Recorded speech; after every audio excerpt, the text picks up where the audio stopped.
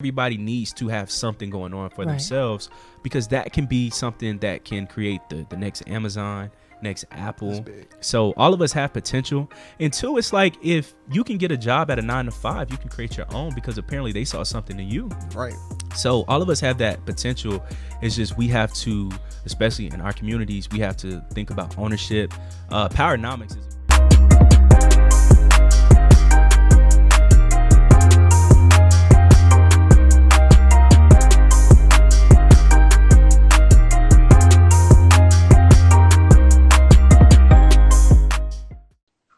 Hey, what's up with you, King?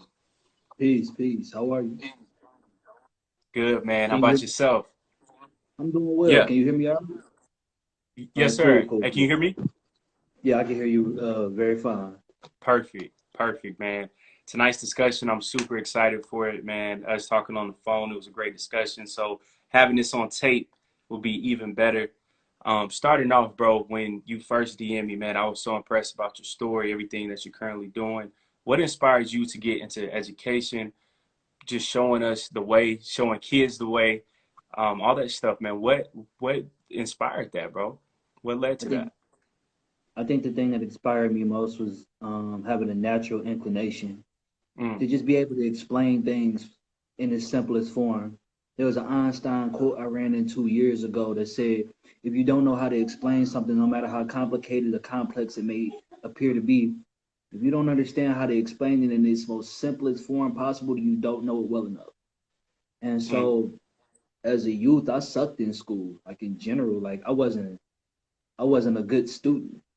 Now it's important to understand the context in which I placed that, because it's not that I was dumb. I just wasn't a good student. And that's being a good student is to be studious. You got to pay attention. You got to do the work, and you got to be prepared to assert yourself academically, mentally. And I just wasn't doing that. But I had always been told that knowledge is key. Knowledge is power, and that's the mm. only true freedom you ever gonna really have, because your intellectual property, not what I'm saying, not talking trademarks or anything like that. So not in the literal sense, but your mind is the one thing that you can accumulate wealth of, and nobody realized the power of having real wealth in mind was around Mm. the 11th grade, I'd say. I couldn't help it. I wanted to share it with everybody. I felt like that was my natural born purpose. Mm. And I rock so with that. I wanted to do that as much as possible. And I think I spoke with you a little bit on the phone about this. For me, knowledge isn't complete until I've shared what I know with someone else. Hmm. That's a You bar. got to excuse me if I'm long winded, because I talk. Not, bro.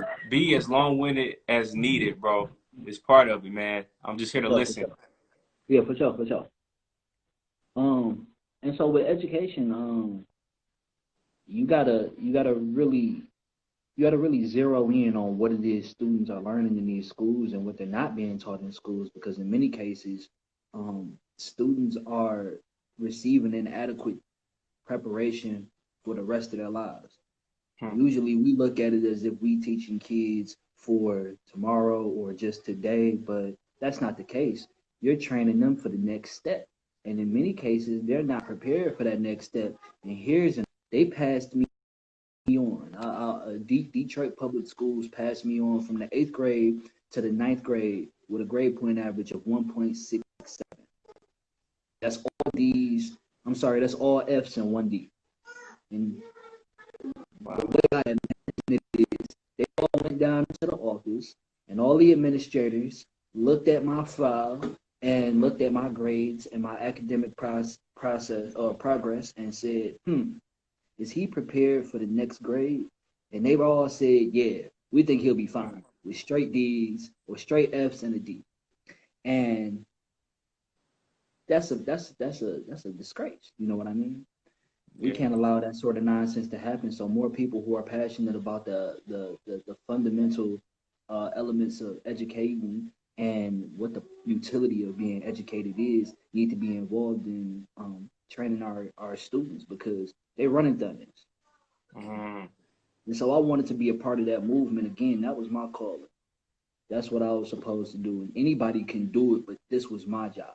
This was my duty. I rock with that, bro, for real. For sure. Giovanni, man, with you being in the education system and you being hand in hand with kids, you starting off tutoring kids as well.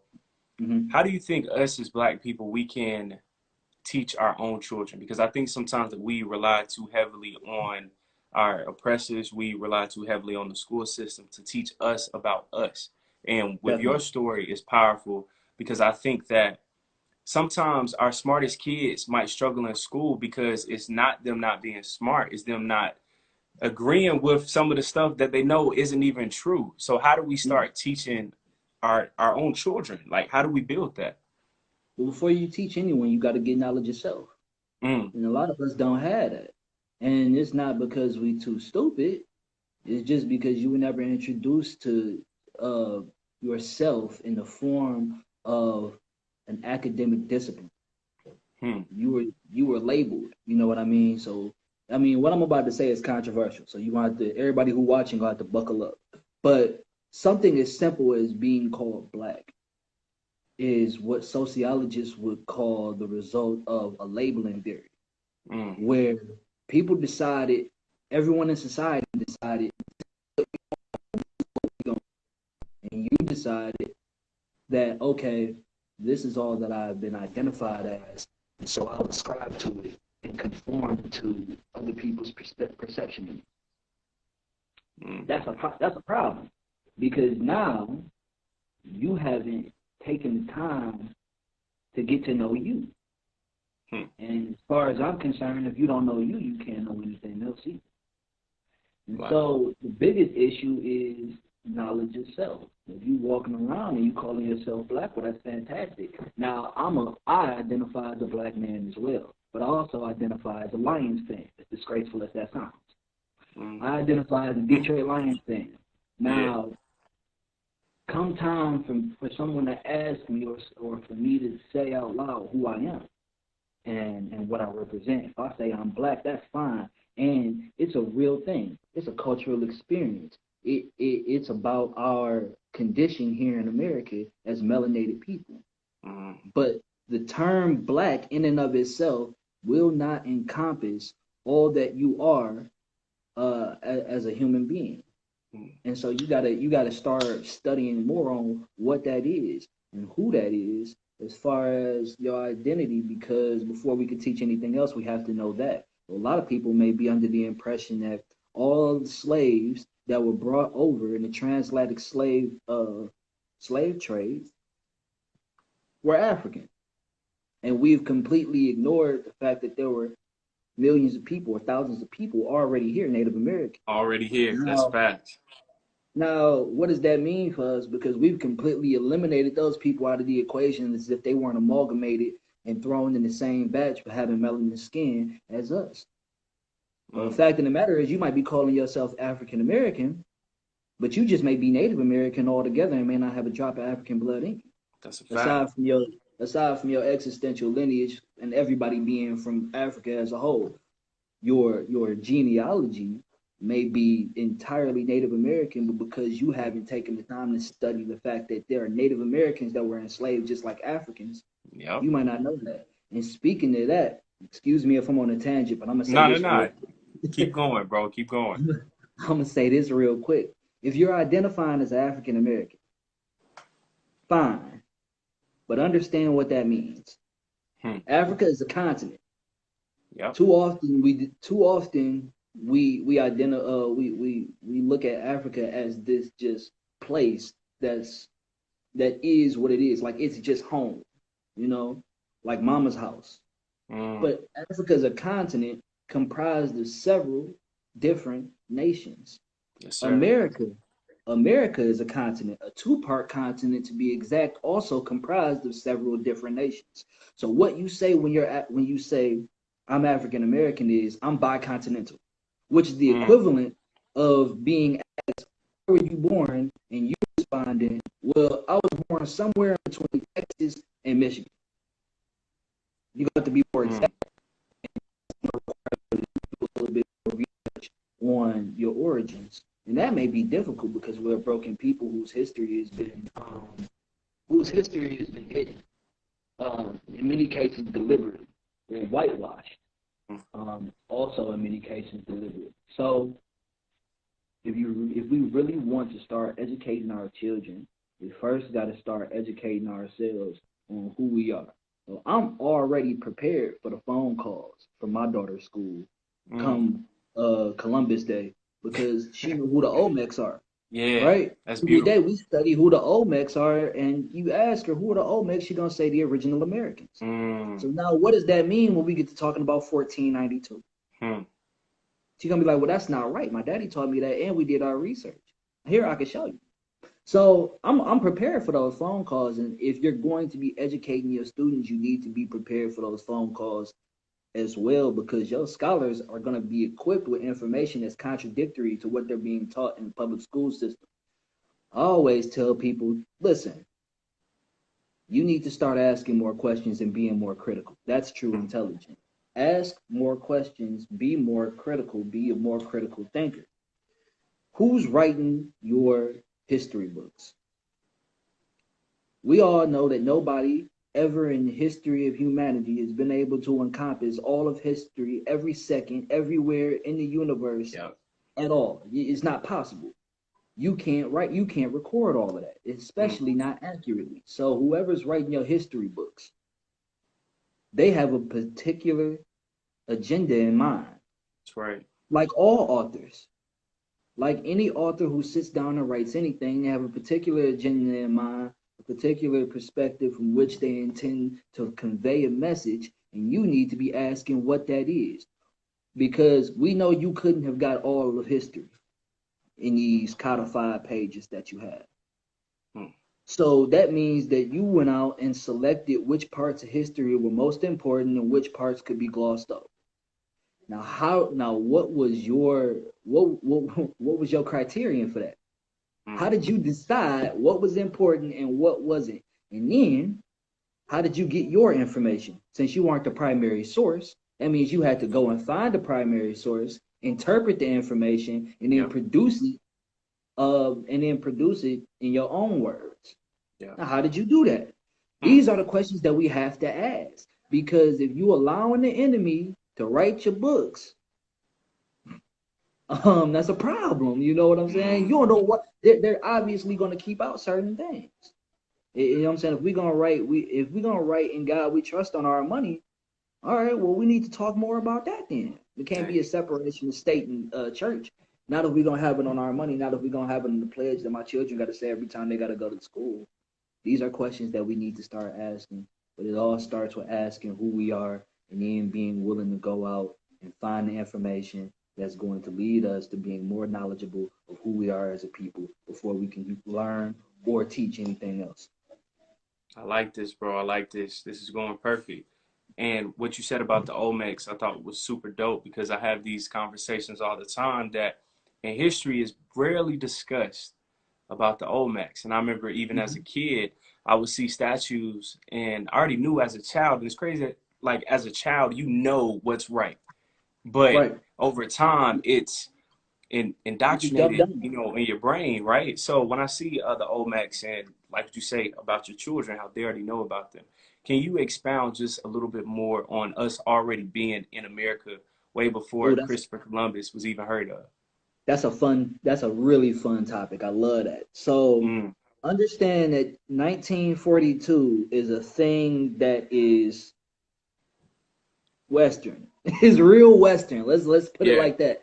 I don't want to upset too many people on your platform, but it's real Western. I'm loving this.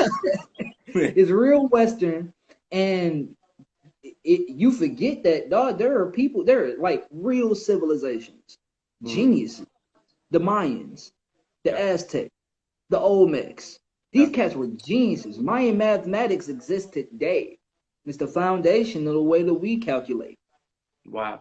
Pyramids were pyramids at the same time that they were being built in Africa, were being built here. Yeah. Oh man, what does that mean? Well, that means that people had science already.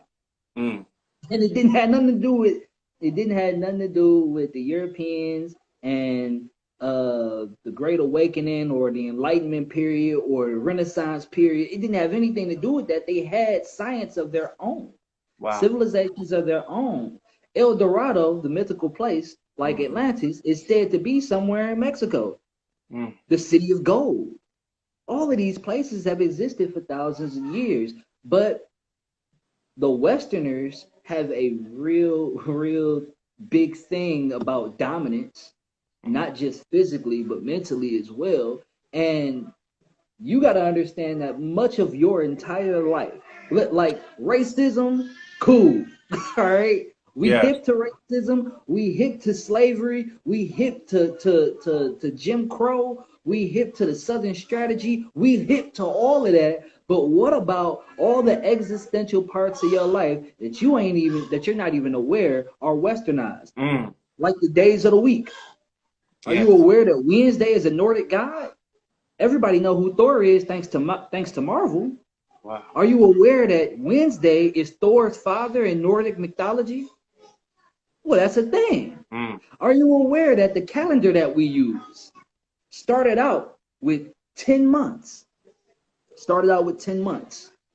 But somebody wanted to please the emperor over in Rome, who happened to be Julius Caesar. Yeah. This might start ringing some bells when I say Julius Caesar, because our calendar is the Julian calendar. Yeah. Now it's starting to connect. Okay, well, what did they change? You said it started out with 10 months. Well, yes, of course it did. What they changed was they added 2 additional months. They added 1 month in honor of Julius Caesar, July. Yep. You get August they added too, right? A second month, August, in honor of Augustus Caesar. Yep. Whoa. Yep. So you telling me they changed the Westerners changed the entire calendar to honor 2 white dudes? Change time. Our whole the entire fabric of time. Yeah. Speaking of time, do you know that don't matter whether you Hebrew Israelite, don't matter whether you a 5%er, Nation of Islam, Jewish, I don't care if you Hebrew, I don't care if you Hindu, Buddhist, it doesn't matter. Are you aware that time as we know it starts with Jesus Christ's birthday? Everything else was backwards, right? Or everything else was not backwards. Everything else that happened, quote unquote, before Christ, they forgot. You know what I'm saying? We acted like it didn't happen. Yep. And now we got that AD. Now let's talk about AD. We still on indoctrination, right? We still on whitewashing. We ain't stopped. This is the same conversation. We still on whitewashing. So let's talk about AD, because we talked about how there was a time before Christ and how your 19 or your 2020 is only 2,000 years prior to Jesus Christ's birth. Don't matter whether you Christian or not. I consider myself to be somewhere between a 5%er and a Buddhist, but it don't matter because my year, the year 1991, the year I was born, is based on 1990 years from Jesus' birthday. Wow. But there was a before Christ, so to speak. But let's not talk about that. Let's talk about AD, right? We was taught that AD. Go get your cookie. My baby wants some of this streaming action. Yeah, I was about to say she wants some of that knowledge too. So we established that there was a BC, but we in AD, and we were taught that AD means what? After death. Yeah. Well, that's not right, because AD existed before Christianity. AD actually turns out to be a Latin term that means Anno Domini, which spouts from Catholicism, which literally translates from Latin to English as in the year of our Lord, because for the Catholics, the Messiah never arrived, or Jesus never died. It's only in the year of our Lord. So the Bible never quotes Jesus as dying, at least not after he arose from the dead after 3 days from being crucified. It quotes that he ascended into heaven. Wow. He never died. I mean, he was already gone. His mortality, he had already been stripped of mortality. So he couldn't have died. He ascended into heaven. Once he was through with earth, he was out. Peace. I'll holler at y'all in a minute. That's how that went. But we was taught that AD meant after death, when actually it's a Latin term that means Anno Domini.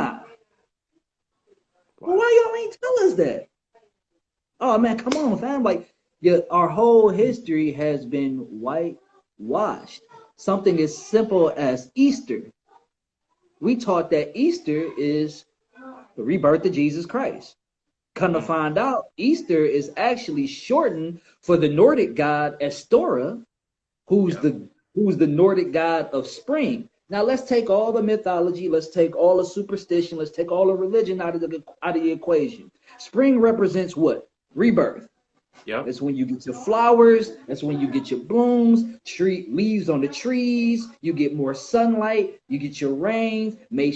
April showers bring May flowers. So May is all about rebirth, or spring being about rebirth after the death season of winter, where everything dies in the cold and the darkness. We take all the superstition out of it. Guess what?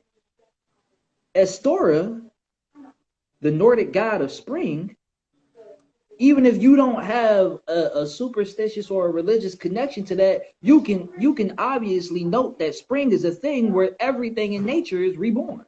That's facts. We talking about Jesus Christ. Well, how does Jesus Christ's birthday relate to bunny rabbits? What does Jesus Christ's birthday have to do with Christmas trees? Who is Saint Nick? Who is Saint Valentine? Right. Who is the Council of Nicaea? Why did they decide that we're gonna rewrite everything? We hiding what we don't want people to know. Well, this is all a problem. So tying it back into us being here already, understand that being black is skin deep. I know, I get it, everybody. I love being black. I love hip hop. I love my color. I love everything about it. I love my kinky hair. I love the struggle. I love the perseverance of our people. But being black in and of itself is skin deep. Understand that. Understand that being black is skin deep, and understand that if being black is simply your skin tone, it has nothing, like culturally we got our own thing. But if being black means being melanated, understand that black people ran the world for thousands of years. Thousands and thousands and thousands of years. You was told that you was just from Africa, but you could go up to Australia and you're going to find the Aborigines people. You can go over to the Philippines and you will find people darker than me. You could go down to Brazil and you'll find people darker than me. What are we talking about? Out of Africa? That's another theory that's westernized, that we just came out of Africa. No, we ruled the world. Every continent that you step on outside of Antarctica, the barren land, is going to have melanated people on it. Original people. Now, that's not to say that we better than anybody else. That's just to say that we've been lied to. Because we was told that we was from Africa. Yeah. Strictly. That's where you came from. You came from Africa. Strictly. Period. And everything about the way that we're socialized and the way that we're taught leads us to believe that we second class. That's a problem. If people understood that, bro, your being black is skin deep. Native Americans had melanin in their skin. Aztecs had melanin in their skin. Olmecs had melanin in their skin. Mongols had melanin in their skin. So we talking about Genghis Khan. Understand that war was a craft that was war was a craft that was mastered by a guy named Hannibal, not from a movie, an African prince. Who introduced elephants into warfare and set out to wipe the world clean of Romans, and almost did it. But they got you thinking Hannibal was some crazy brain-eating dude from a movie. With the name. Wow. Because of the name. Wow. We gotta unlearn and relearn. That's powerful, bro. And speaking on people like Hannibal and learning about all these different things that's not, again, taught in school. And what's crazy is places like West Point use Hannibal's strategies till this day. So our legacy is studied by them, but it's not studied by us. Absolutely. Like, how do you feel about that?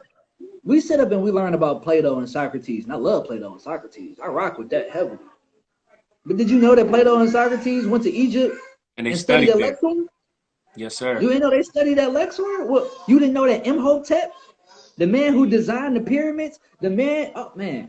He was doing like, like brain surgery, right? You know what I'm saying? Yeah. How are we talking about that? You didn't know that the ancestors over in Egypt, ancient Kemet, we got this Ankh. Now I wish I was wearing my Ankh. We got this I'm wearing Ankh. mine right now. Okay, people looking at the Ankh like, oh, that's a different version of the cross. Absolutely not. Two separate things. Understand that one represents life, the other one represents death. Now that's not to get on Christians. My daddy's a pastor, right? And I was born Baptist and born and raised Baptist. Now I've chosen my own path, but I don't shun anyone for anything. I believe that anything that you believe in that makes you a better person, I rock with it. No matter if I agree with it, I'm cool with it. If it makes you a better person, I'm cool with it. So I'm not here to destroy anybody's religion, especially not anybody who started out where I started out. But understand, the Ankh represents life. Let's take, again, just like we did Easter, let's take all the superstition, all the religion, let's take all of that out of the equation. What does the Ankh represent? You got two lines here. This represents the woman's ovaries. Yep. You got one line going down. This represents the male principle or the penis. You got a circle above these three lines that represents the womb. The Ankh represents eternal life. And as long as the ovaries meet the penis, you will always have eternal life. Yep. As long as those things meet, you won't always have life. We took the superstition out of it. We took the religion out of it. We took the mythology out of it. Because it's easy to dismiss it when you don't believe in it. But let's talk about the science. If the science is that when you put penis to ovaries, you're going to get eternal life or 360 degrees of life, i.e. infinity, there's nothing to argue with there. Right. Now, what do we have with the cross? It represents crucifixion or death. Well, I mean, I'm not against that because it's a monument of a man's sacrifice for an entire not entire civilization, but an entire world. I get that, but I'm down for life, and I'm down for eternity, and the Ankh represents infinity, and so. Man, it's so much that we don't know about ourselves that, again, it's difficult to even get started with the conversation of educating our children. But it has to start somewhere. That's right. Absolutely. It ain't no other way. It has to start somewhere. Bro, something that you said was very powerful about superstitions. And when we take a step back and if we study Jesus, right? We can already know from reading your Bibles that he was in Egypt. So he was around all of these things, right? And then too, bro, on top of all that, you said, again, taking away superstitions, demystifying things. And sometimes, bro, I find it, bro, like it's so funny that people who are Christian, and again, I don't knock it, talk about the blood of Jesus. The blood of Jesus. The sacrifice. But then when we talk about our ancient spiritual systems such as voodoo and things of that matter, it's demonic, but it's the same exact thing. Or where we could be having a communion, talk about eating the body, drinking the blood. So how do you feel, man, when it comes to our own indigenous practices being taught to us that it's demonic, stay away from it, but instead do X, Y, and Z? How do you feel about that? There's an old joke, and it goes that the only difference between a religion and a cult is time. There's a reason nobody's praying. There's a reason that nobody's praying to Zeus anymore. There's a reason that nobody's praying to Apollo or Jupiter or Zoroaster or Mithra or Osiris or Amun-Ra. There's a reason that these people have just been relegated to just myths. But if you would have went over there and asked the Egyptians if Osiris was the real deal, they would have been like, what are you talking about? If you would have went over, if you go over right now and you ask the Hindus if Vishnu is a real thing, they're gonna be like, what do you like? Is there another option? Like, Yeah. understand that everybody thinks that they have it right. Everybody. And really, we probably only talking about the same. We all talk about the same thing. We're just using different languages. So when I hear about our traditional customs being whitewashed and then given back to us, I think on one hand, that's whack. I don't like that. Yeah. On the other hand, my daddy told me as a youngster, there's nothing new under the sun. The more things change, the more they'll stay the same. And again, that's gonna be the theme for the night. Let's demystify that. The more things change, the more they stay the same. There's nothing new under the sun. Let's demystify that. Let's take all the superstition out of it. Understand this. Isaac Newton came up with your laws of physics. And one of those laws of physics is energy conservation.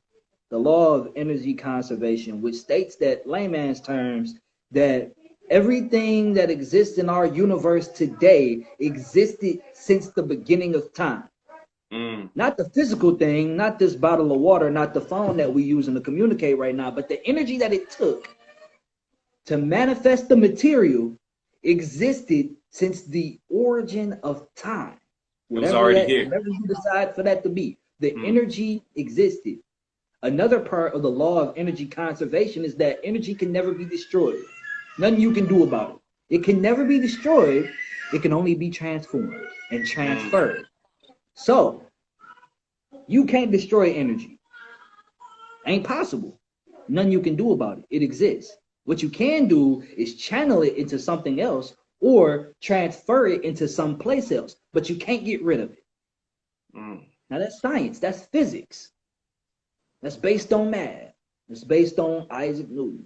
That's based on the study of astrology, astronomy. That's based on our scientific method of observing, hypothesis, experiment, second experiment, theory.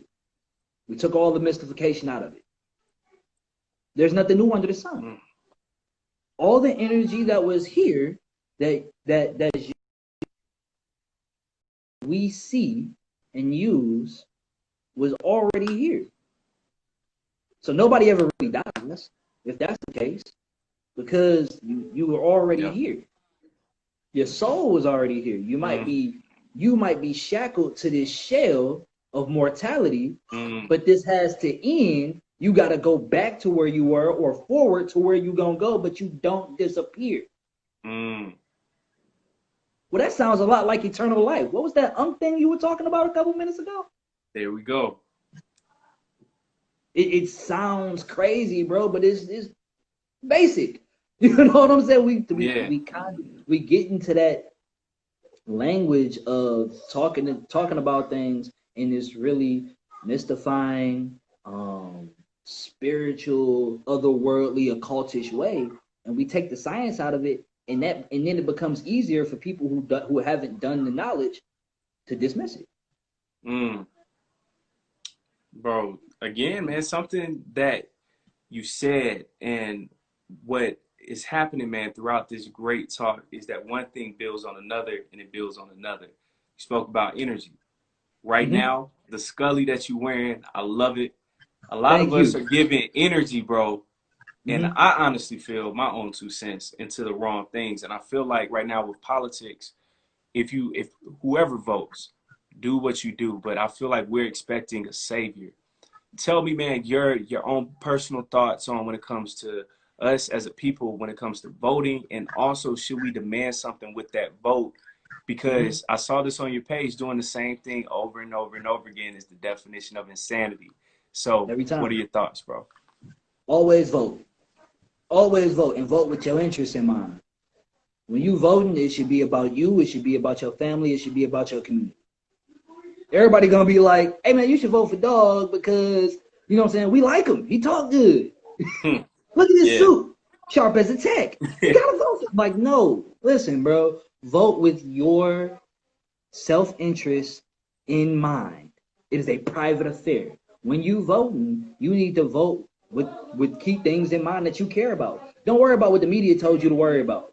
It blows me away when I be hearing black people talk about, oh, man, Donald Trump in office, now the media that went crazy, and they just trying to, you know what I'm saying? They just trying to confuse people. Like, bro, what are you talking about? You've been black your whole life, and now you skeptical of the media?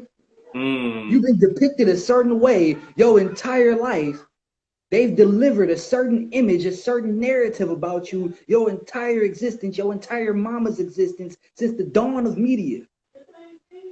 Donald Trump in office, now you skeptical about the media. It's too late for that now. And that's not a downplay to Donald Trump, because people was you'll excuse my language, and people was taking the shit on Lil Wayne. You know what I'm saying? Because he endorsed Donald Trump. Well, guess what? That works to his favor.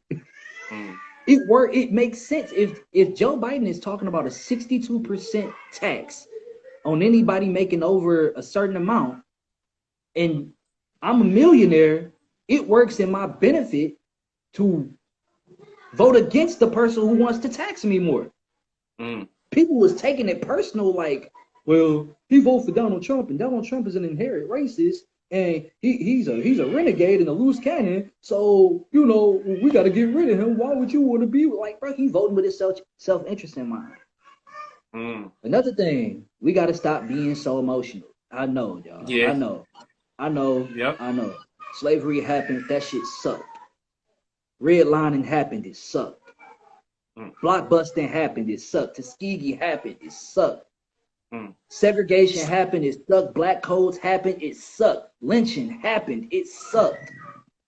It was whack. It was wrong, and we deserve reparations, and we'll get to that soon. But for now, if the worst thing that could happen is somebody calling you a nigger and saying I don't like you, okay, I'm cool with that. Sticks and stones, blood. Sticks and stones. Where that check at? Where that funding for my child's school at? You need to come up off that land that you've been holding for your homeboys. We need that. That's in our community. You need to come up off them small business loans, because we're not just about to be employees over here no more. You don't like niggas? Cool. I'm cool with that. Fine. I don't like crackers. We on the same page now. But we gotta live here. We gotta live around each other. So I'm gonna vote for you, and you owe me, or you don't have a seat. Simple as that. Donald Trump don't like black people? Fine. He ain't got to like black people. Your boss probably don't like you. You gonna go to work tomorrow. Every day. You gonna go for that paycheck, and you gonna say, I don't care if you like me. You gotta respect me in my face. The rest of it is whatever. We gotta stop being emotional. That's right, bro. Now, I don't like Donald Trump. I think he's ill-equipped to be a president. And I don't like Joe Biden, because he real flippant, man. But we need to vote with our own self-interest in mind. Understand the power of your vote. And bridging off of that, we're going to talk more about why the vote is important. The vote is important not because of the presidency. Get that out of your mind. Unlearn that. Unlearn that the president is that important. He's not. He's not. That cat sits in the office for 4 years. What go right, they're going to take credit for. What go wrong, they're going to blame the other side for it. We seen that movie. Yeah. A lot of us is worried about Donald Trump and Joe Biden, but we've been in the same position, under the same conditions since Reagan, since Nixon, since Carter, since JBL, since John F. Kennedy. Your grandma been living in the same house. Your auntie been living in the same neighborhood. You've been dealing with the same crime rate. You've been dealing with the same public schooling, giving your child an inadequate education. You've been dealing with the same police brutality since forever.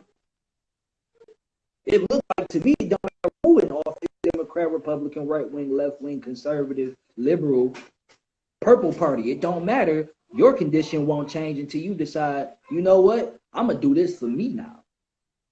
And anybody who not riding with me, don't get my vote, because guess what? I pay your checks. I write your checks. Now, what does that mean? I write your checks. It means that if you worried about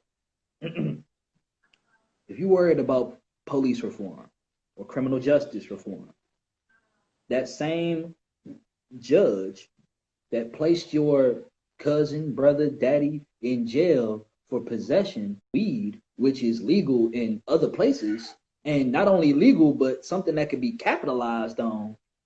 That same judge that gave your cousin, brother, daddy that unfair sentencing for something as small as marijuana when it's legal and being capitalized in other places, you voted that person in office. Or your lack thereof, your lack of voting helped get that person in office because you wasn't there to vote against them. That's the power of voting. And that goes for everything. Your mayor, board of education. You don't like how your kids being treated in schools. You don't like that they don't have the books and materials and resources that they need to be competitive with the kids outside of your neighborhood that are more affluent, more gifted, more talented, have access to more opportunities, in a better position overall because of their socioeconomic status. Okay, you put that superintendent on that board. You put that person there. That was your doing. It's your fault, whether you want to admit it or not. Either you're going to accept the fact that you voted, or I'm sorry, you didn't vote for the right person. You didn't vote at all. If things are not happening, you write the checks. You the boss. What are your demands? Are you going to city council meetings? Are you going to PTA meetings? What are your demands? Are you making them be known? Do you have a representative, or do you just have a token? Do you have a person that's skin folk speaking on your behalf that don't necessarily have your best interests in mind? Yeah. That's the power of voting. I'm not worried about the president. I care less. I worry about who on that school board because they make decisions about my babies.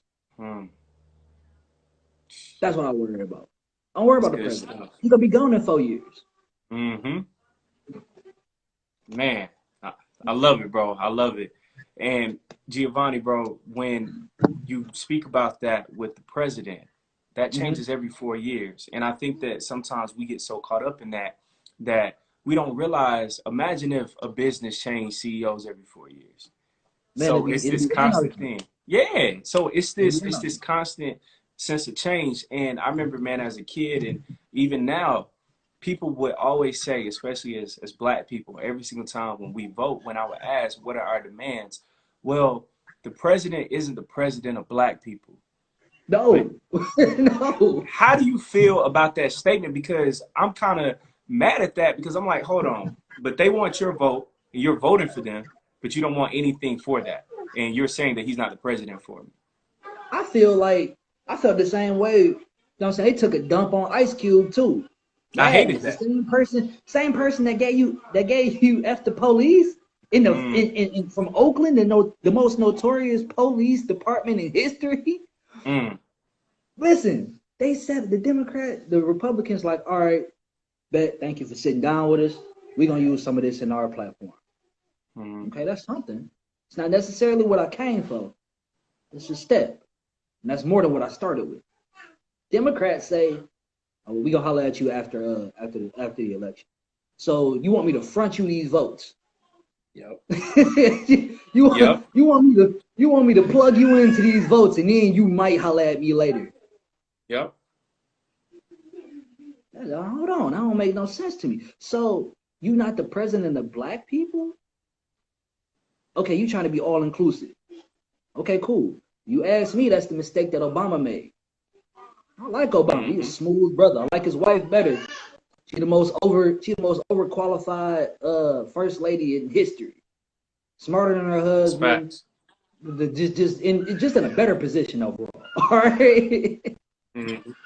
Yep. Now you want to be all inclusive. Now you want to be hot. Now you want to be Now you want to hold hands, kumbaya. We everybody's president. No, bro. That don't work like that. And so when I hear things like that, what I hear is reneging. when I hear somebody say, I ain't the president of Black people, renege. You was our president when you needed our votes. You was our president when you needed our campaign funds. Now I ain't saying it like that. I mean, I ain't be backtracking. Now you moonwalking. You expect to keep our support. And then a lot of times that happens, and then people lose faith in the entire institution of voting. Which brings me to another point that's very important. This is all about self-education. You got to understand we don't live in a democracy. We live in a republic. This is not a democracy. You be hearing the word democracy thrown around. This is not a democracy. It's a republic. See, in a democracy, the people decide what's going to happen. Whoever got the most, on whatever side, that's what's happening. We decide we don't want no more giraffes in the jungle. More people vote for it than not. No more giraffes in the jungle. Period. That's a democracy. You live in a republic. A republic is when you vote for statesmen and they do things on your behalf.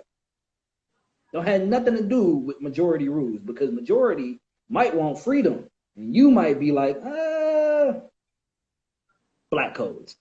You know what I mean? Yeah. So understand that you don't live in a democracy, you live in a republic. Understand that there's a thing called the Electoral College. Understand that no matter how many millions of people voted, it only takes 270 votes to win. Understand that you need to be familiar with who's on your Electoral College roster, because that person ain't necessarily got to oblige or acquiesce to what you want. So you might say, I want this person. They're not obligated to vote for that person just because the majority of the people in that state said so. They can still write in their own vote. They don't necessarily have to vote for any of the people who are leading. They could vote primary. Look up 2016 Electoral College votes. You know somebody voted for Colin Powell? Wow. One of the Electoral College members voted for Colin Powell. Wasted a vote. It made me laugh. But Wow. I imagine that if people had that, and that's information that's like open. That's not like no deep web stuff. You ain't gotta like know somebody that knows somebody. It's not a conspiracy theory. This came from the New York Times. Published. You ain't even gotta subscribe. You could just Google that. So you gotta educate yourself on what voting is. You gotta educate yourself on what laws are in place, why those laws are in place. Because I don't want you to vote if you don't know what you're doing. I would rather you not cook than to burn down my kitchen trying. That's deep. If you don't know, if you going down, what happens is we get to, especially in our community, we get to pressuring and guilt tripping these 18-year-olds to going out into the polls and saying your ancestors died for this. Martin Luther King got shot for this. People put their lives on the line for this. And you don't tell them why. Why did Medgar Evers feel like, yo, this was worth dying for? I died for this. Why was it that important? Tell them why. If you got the time to go out of your way and guilt trip them on what their ancestors died for, make sure you tell them why it was that important. Wow. Make sure you don't limit it to just 4 years, because voting is not just a leap year activity.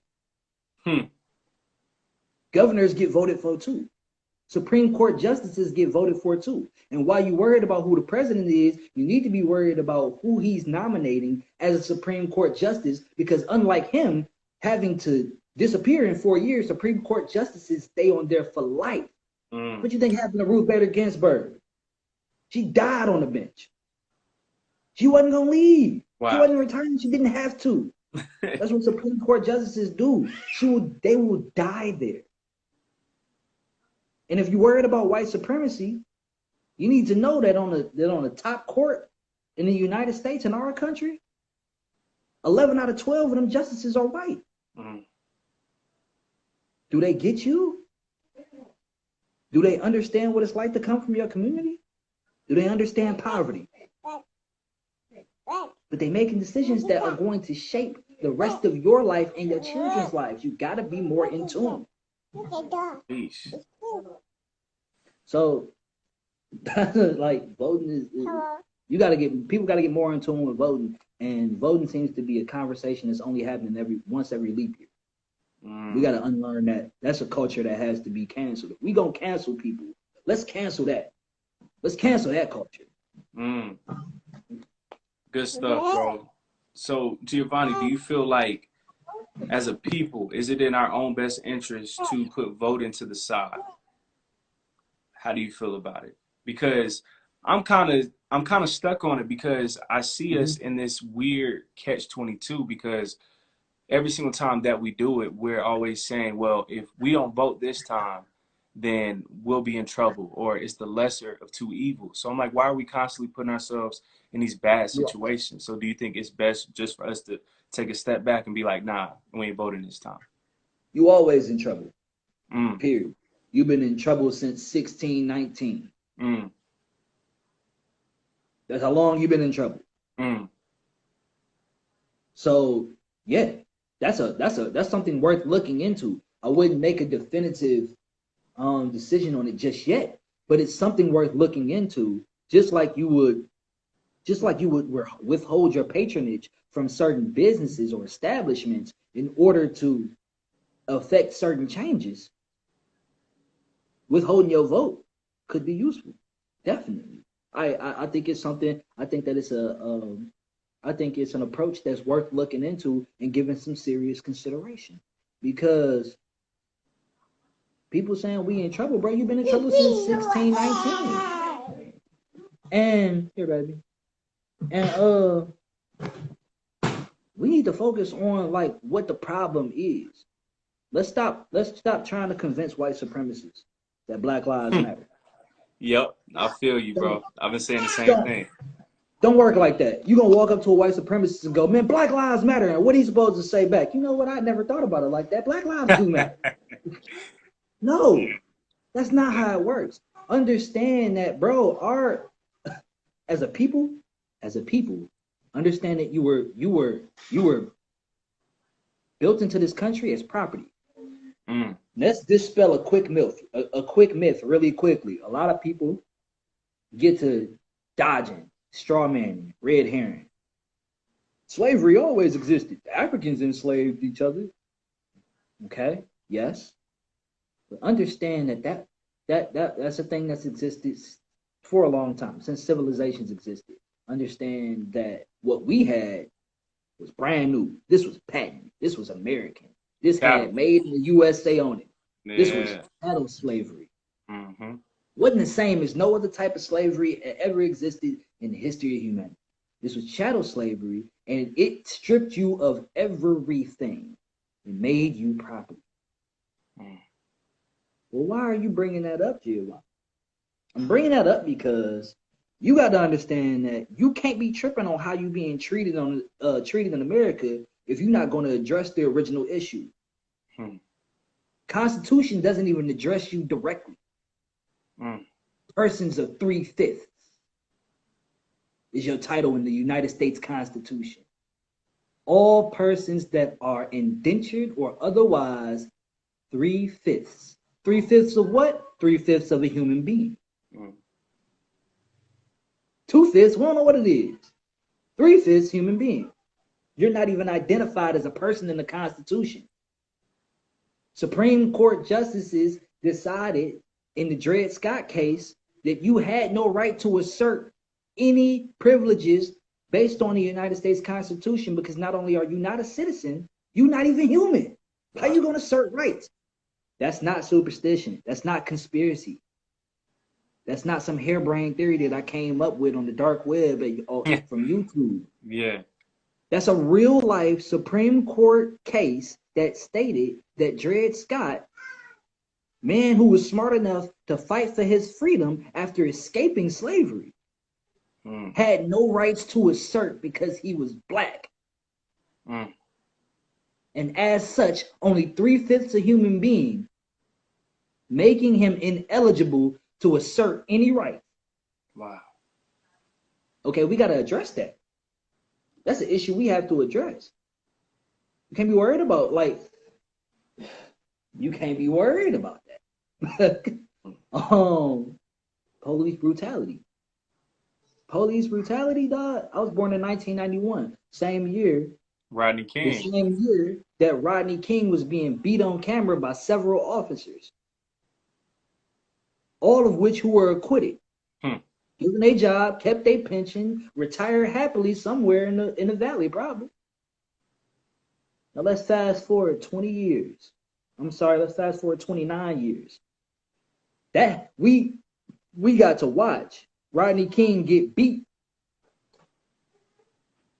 And now my children have the privilege of watching George Floyd be killed for 9 minutes straight. We got to address the original problem. We got to address the fact that a constable on patrol, was originally a part of slave patrol. They rounded up slaves. The culture of being an officer, not necessarily being an officer in and of itself, but the culture of being a police officer dictates that you are no longer a civilian. Imagine how different it would be if during these protests, you had officers walking with the protesters instead of trying to control and contain them. And the problem is not that people think that all cops are bad or corrupt. That's not the case, because I'm here to contest that the majority of cops are actually quite good, both black, white, and otherwise. The problem is the corrupt cops that are their partners are not being ousted. And remember, y'all are law enforcement, right below military. And we're civilians. So from a civilian's perspective, if you're not willing to call out your brother that's out here acting a fool and making a mockery of what you stand for when you put on that suit and that badge, from our perspective, you all look crooked. We got to address the original problems. So maybe voting ain't, I mean, for me, there's a way to do it with voting. But if you really want to get at it, if you really want to get at some change, what up on that bag? What we doing with that money? What's up? What up on economic? What's up on economic empowerment? Money talk.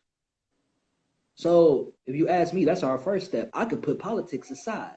Dr. Claude Henderson said the same thing. 5-story building, right? What's at the bottom? Each level. Economics. Economics is at the bottom. Next we're gonna do community. We gotta build something together. Next, we're gonna take what we built together and we gonna buy our politicians. Your politicians bought anyway. Where do you think that campaign money come from? You think it just fall out the sky? They just print it? Nah. And you think people just giving you millions of money because you talk good? No. Don't work like that. I'm about to give you $3 million. I need you to make sure this get done when you get in office. I need you to make sure this is one of your platform agendas. I'm gonna give you this $3 million. This is what I need in return. It's not charity. And our vote been charity for so long.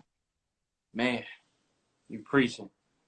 So it can't be charity no more. We got to address the original problems, and economic empowerment will clear up a lot of nonsense with that right there. Start spending your dollar with the people in your neighborhood. I watched Trigger Warning last year. It broke my heart. It broke my heart to see Killer Mike struggle to live black for one day. Couldn't do it. In Atlanta, which is where I'm at, bro. Blackest city in the world. In what is being dubbed in 2020 Wakanda. Couldn't do it. Killer Mike tried to live just 24 straight hours with all black shit. Couldn't do it. Couldn't drive a car. Couldn't find a grocery store. Couldn't use his phone because ain't no black phone manufacturers. Had to go to the Nation of Islam grocery store. Because that's all we got. But that brings up, that's an excellent point that you bring up, though. People get to complaining about what we ain't got. How we ain't linked up. How we ain't on the same page. Listen, bro, you might not be on the same page. Stay over there. We good over here. There's no reason we don't have, we don't have everything that we don't need. Like Byron Allen got 250 cable channels. Black man.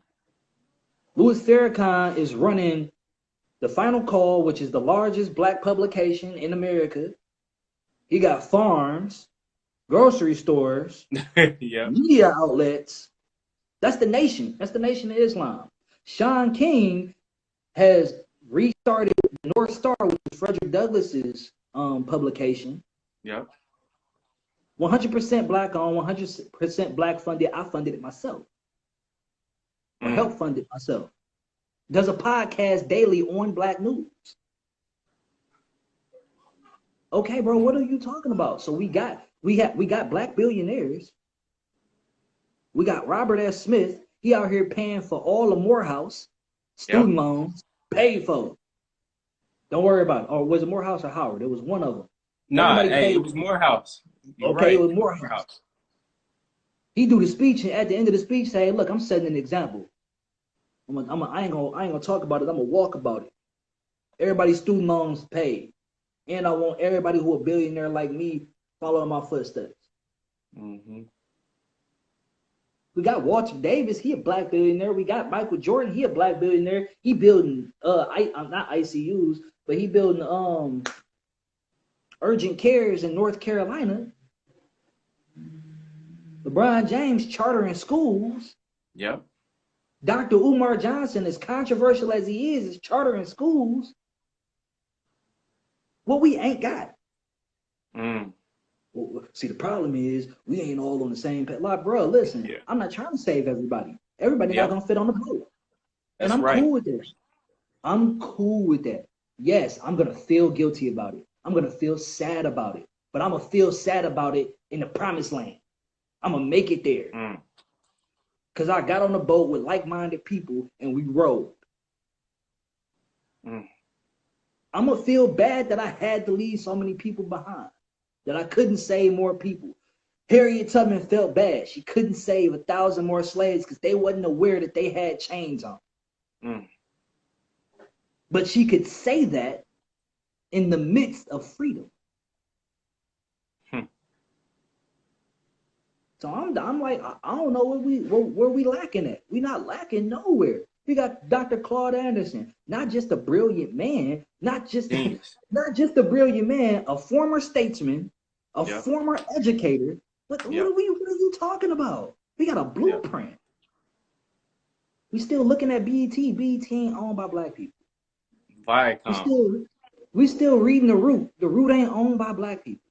And that's not to downplay these platforms, but you got Quality TV. That's 100% black owned. You got Dave Anderson with Bully TV, 100% black owned. Yep. Selective patronage. Make sure you say, I like you, but I'm practicing nepotism because my community comes first.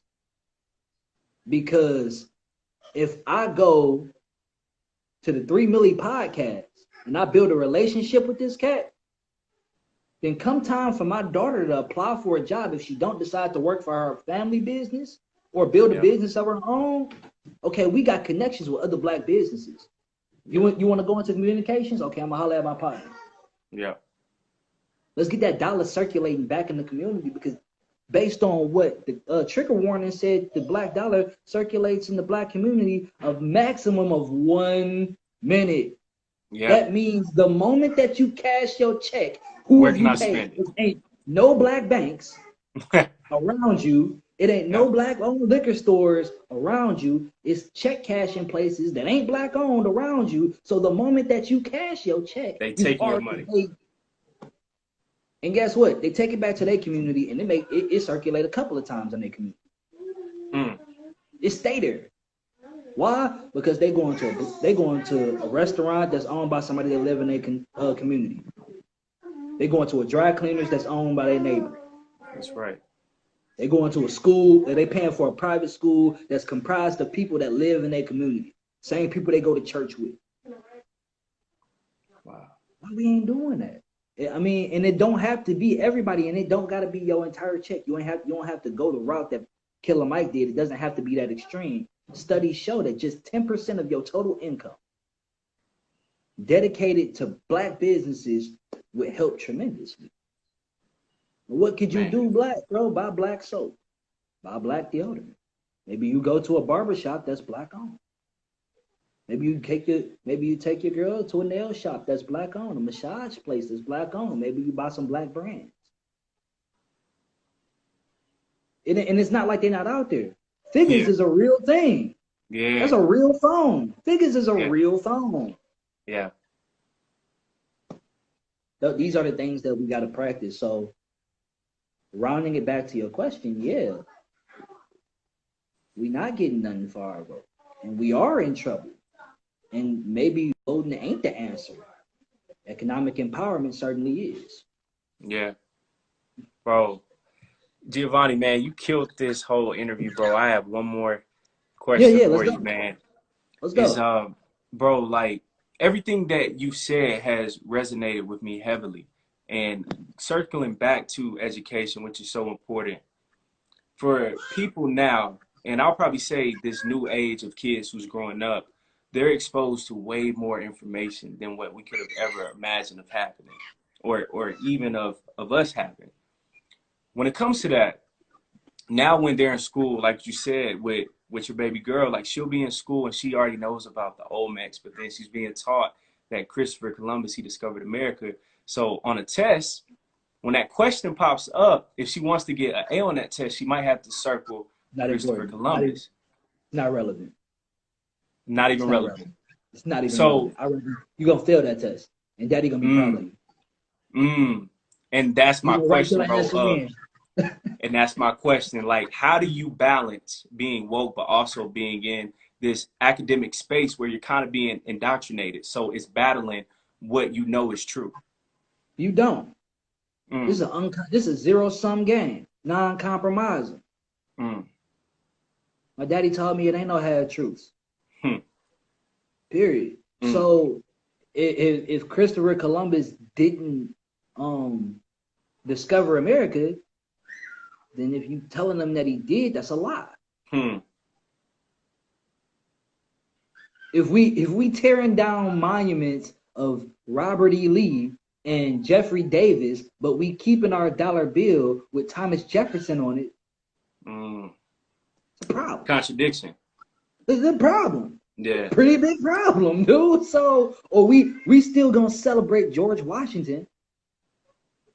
That's a problem. Mm, So, when it comes to those types of things, that contradiction, that inherent contradiction that's gonna arise, fail the test. That's more important. You're not there to look smart. hmm, That's what I tell my babies. We taught that intelligence is getting straight A's. mm. I almost, if it wasn't for my parents, I wouldn't even went to college graduation. Some Wow. people would call this arrogance, but I didn't need nobody else's permission or approval to be intelligent. That's deep. Fact of the matter is, I graduated with a bunch of idiots. I did. They were stupid. They weren't intelligent cats. Listen, dog. If you can memorize and recite verbatim what you were given to rehearse, you will get straight A's. Regurgitating information. That's not intelligence. That's mimicry. Mm. Not intelligence. The teacher come in, he say, write this down, read this page, memorize it. I'm gonna test you next week on this. Yeah. And if you got a good enough memory, you're gonna get an A on the test. Mm. No critical thinking involved. No vocation involved. No utility involved. All you had to do was remember what the teacher said and recite it. My kid's not doing that. Fail that test. Fail it. I'm gonna be proud of you, and I'm gonna fight for you, and I'm gonna get. I'll be up there. You can guarantee it. To holler at whoever is in charge and let them know this curriculum is flawed, and you're indoctrinating these students, and I won't stand for it. You can either do your job or I'll have your job. That's the type of power we have as parents. We need to start asserting it. And you're gonna get pushback too. Be prepared for it. Yeah. Just like learning how to deal with law enforcement. You're gonna get pushback when you asserting your rights. Deal with it. It's more important to me that you know what you know than it is that you get straight A's.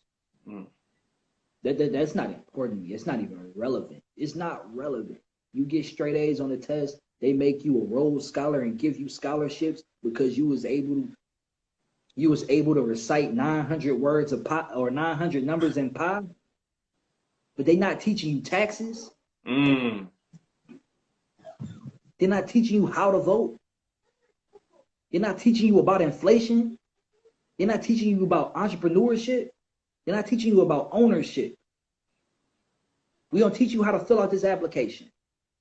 We're not going to teach you how to form an LLC.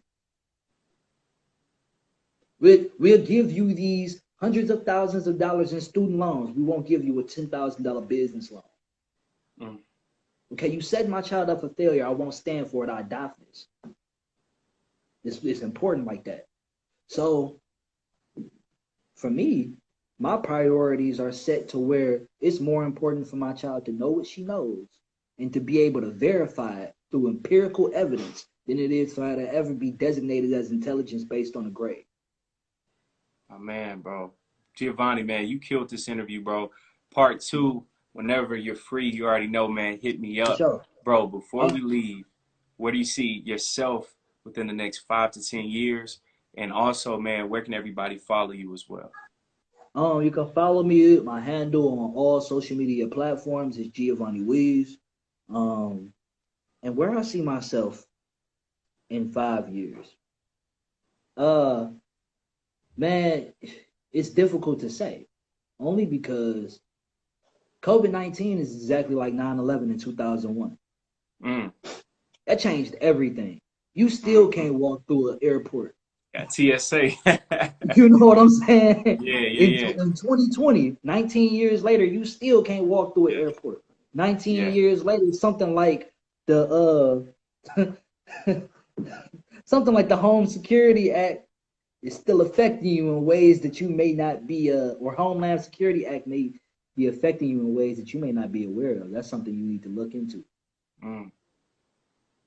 So looking 5 years ahead is a little bit more difficult than it was prior to COVID-19. But what I know regardless is that I'll always be educating.